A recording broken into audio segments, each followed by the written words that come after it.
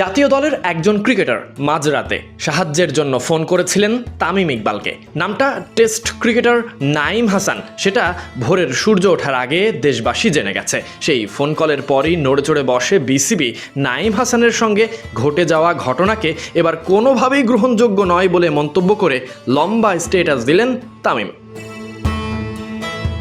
জাতীয় দলের স্পিনার নাঈম হাসানের সঙ্গে ঘটে যাওয়া অনাকাঙ্ক্ষিত ঘটনা নিয়ে সরব হয়েছে বাংলাদেশ ক্রিকেট বোর্ডের প্রেসিডেন্ট সাবেক অধিনায়ক তামিম ইকবাল।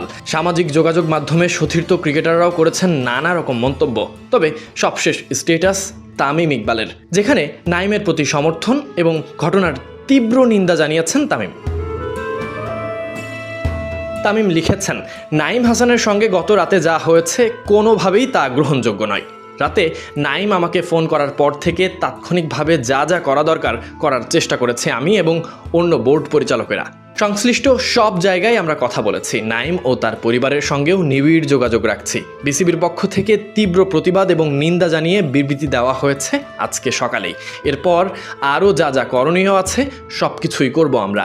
নাঈম ও সব ক্রিকেটারের পাশে আমরা আছি সব সময়। চট্টগ্রামে পুলিশের বিরুদ্ধে মারধর ও হয়রানির অভিযোগ তোলার পর থেকেই বিষয়টি নিয়ে আলোচনার ঝড় ওঠে। এর মধ্যেই নাঈম হাসানের পাশে দাঁড়িয়ে দ্রুত পদক্ষেপ নেওয়ার আশ্বাস দিয়েছে তামিম ইকবাল এবং বাংলাদেশ ক্রিকেট বোর্ড। একজন জাতীয় দলের ক্রিকেটার, দেশের হয়ে আন্তর্জাতিক অঙ্গনে প্রতিনিধিত্ব করা একজন খেলোয়াড়, কিন্তু সেই ক্রিকেটার যদি নিজ শহরে ফিরতে মারধর কিংবা হয়রানির শিকার হন কিংবা এমন অভিযোগ তোলেন, তাহলে ঘটনাটি স্বাভাবিকভাবেই নাড়া দেয় পুরো ক্রিকেট আঙ্গনকে। প্রশ্ন তোলে আইন শৃঙ্খলা বাহিনীর দায়িত্ব নিয়ে। নাঈম হাসানকে ঘিরে ঘটে যাওয়া সেই ঘটনায় এবার প্রকাশ্য প্রতিক্রিয়া জানিয়েছেন তামিম ইকবালও। Sadiq Ahmed Sunny, BD cric time.